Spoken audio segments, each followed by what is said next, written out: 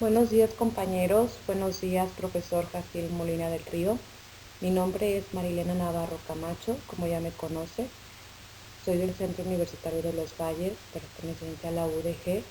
Soy estudiante como ustedes de la licenciatura en Psicología. El artículo que encontré y el que les voy a presentar es sobre una investigación hecha en Cartagena llamada Utilidad de un programa de rehabilitación neuropsicológica de memoria en daño cerebral adquirido. Aquí están los nombres de los estudiantes que la presentaron. Este estudio evaluó la utilidad de un programa de rehabilitación cognitiva y funcional de memoria para pacientes con daño cerebral adquirido. 10 participantes con deterioro cognitivo leve o moderado participaron en el estudio. 5 de ellos asistieron durante 4 meses a un programa semanal de rehabilitación, mientras que los otros 5 no recibieron intervención neuropsicológica. Los resultados mostraron que el grupo de rehabilitación mejoró la puntuación en la escala de memoria de Washington 3. De igual forma, se encontró que la puntuación en la escala de fallos de memoria en la vida diaria solo mejoró en el grupo que recibió rehabilitación. Los resultados sugieren que el programa de rehabilitación de la memoria resulta útil en el tratamiento de las secuelas tanto cognitivas como funcionales resultantes del daño cerebral adquirido. Palabras claves que encontraremos son ayuda externa de la memoria, daño cerebral adquirido, estimulación cognitiva, imaginería visual, rehabilitación neuropsicológica. Como sabemos, está ampliamente demostrado que el daño cerebral adquirido trae consigo diversas secuelas cognitivas, emocionales y comportamentales que afectan la funcionalidad de los pacientes y sus familiares. El método empleado fue a partir de una muestra de 10 sujetos con daño cerebral adquirido, de traumatismo craneoencefálico o accidente cerebrovascular. De esos 10 sujetos, 5 decidieron recibir la rehabilitación y 5 no quisieron participar en ella, por lo que se quedó como grupo control. Otra de las consideraciones fue que tuvieran los sujetos la misma edad, una edad entre 18 y 60 años, que fueran del mismo género, hombres, que tuvieran la misma etiología del daño cerebral adquirido, ya sea traumatismo craneoencefálico o accidente cerebrovascular, que el grado de deterioro cognitivo fuera leve o moderado, el grado de dificultad de la memoria fuera también muy similar. También fueron valorados mediante medidas cognitivas y funcionales. Estas medidas tuvieron una validez de 0.05. Bien. Otra de las consideraciones en el método fue que no tuvieran antecedentes de enfermedades psiquiátricas, alteraciones neurológicas, neuropsicológicas y psicológicas clínicamente demostrables anteriormente del daño cerebral adquirido. Tampoco que tuvieran abuso de drogas ni problemas de lenguaje y que estos sujetos residieran en Cartagena. Bien, aquí nos presentan una tabla con las características sociodemográficas de las personas con daño cerebral adquirido. ¿Sí? Están los dos grupos, el grupo que obtuvo la rehabilitación y el grupo control. Bien, entre la descripción estándar, la edad, los años de escolaridad, el género, el tiempo desde el daño cerebral adquirido y el tipo de daño cerebral adquirido, ya sea accidente cerebrovascular o traumatismo craneoencefálico. También otra era el deterioro cognitivo. Bien, en todas estas, tanto en el grupo de rehabilitación como en el grupo control, podemos ver que los resultados obtenidos no fueron significativos. En esta tabla número 2 podemos encontrar las medidas pretratamiento que se consideraron y que se aplicaron. Estas fueron algunas de las pruebas.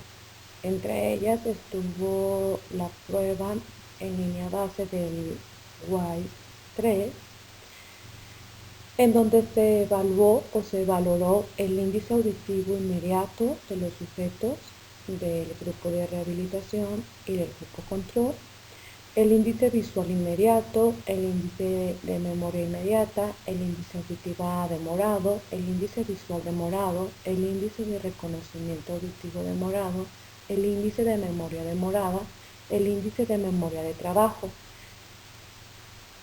Dentro del puntaje de la escala de funcionalidades de la línea base está el índice de Barta de actividades básicas de la vida diaria, en donde los resultados también fueron no significativos, la escala de actividades instrumentales de la vida diaria de Lawton y Body,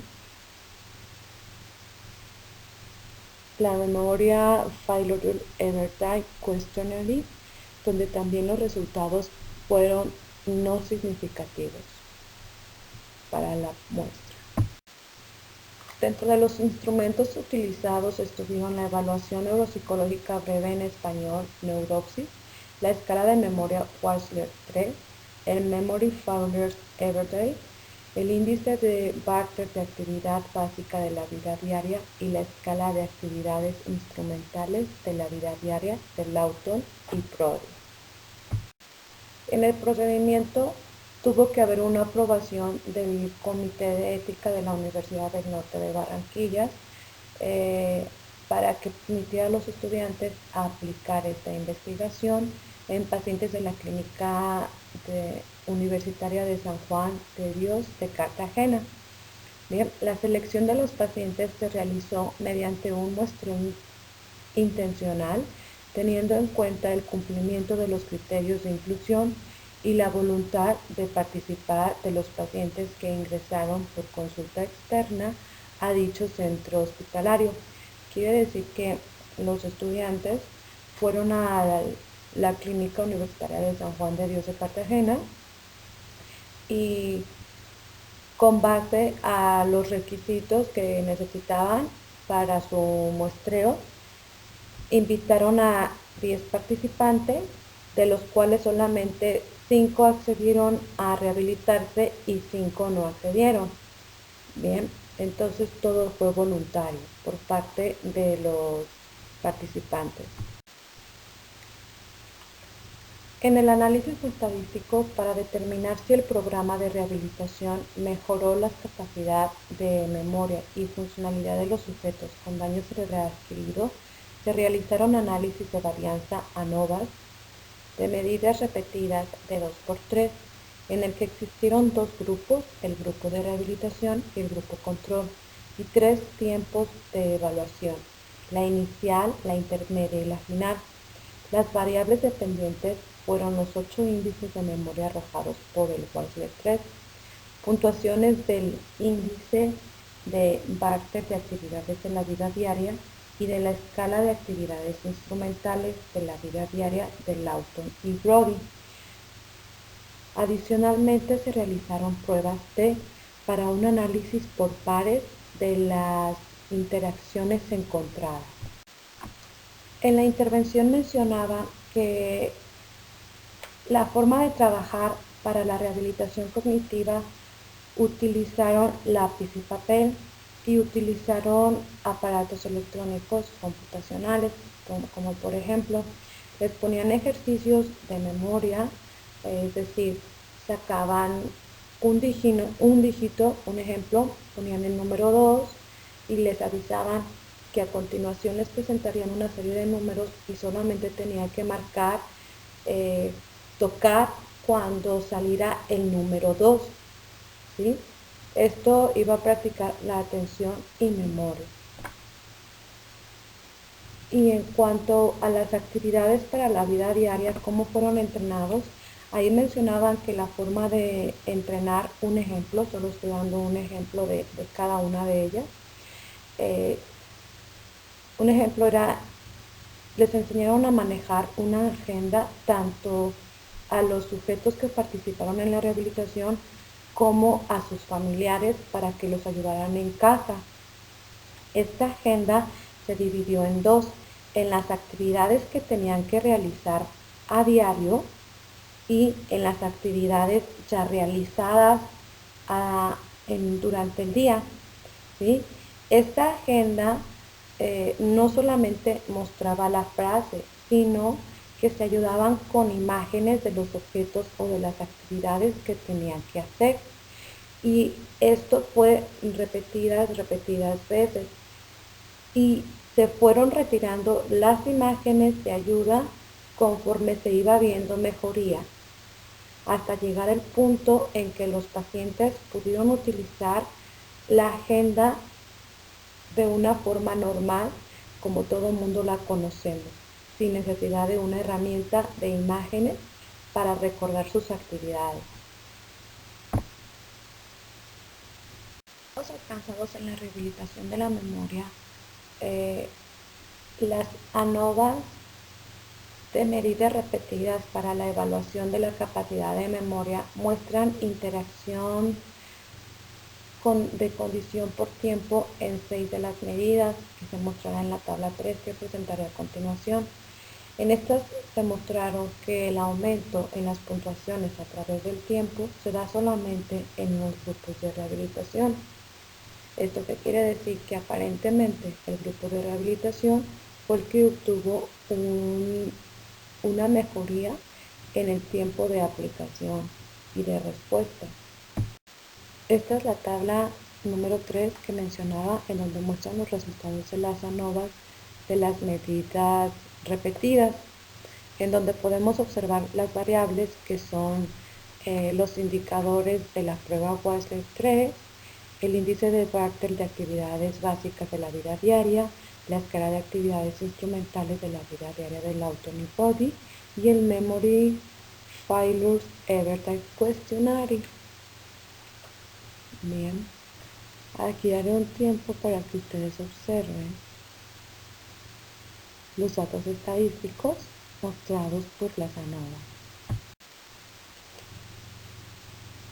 En estas gráficas se puede observar de manera más evidente el grado de ventaja que obtuvo en tanto a puntuación el grupo que decidió tomar la rehabilitación versus el grupo control. Bien, las líneas punteadas o separadas son pertenecientes al grupo que estuvo en rehabilitación y la línea continua es perteneciente al grupo control.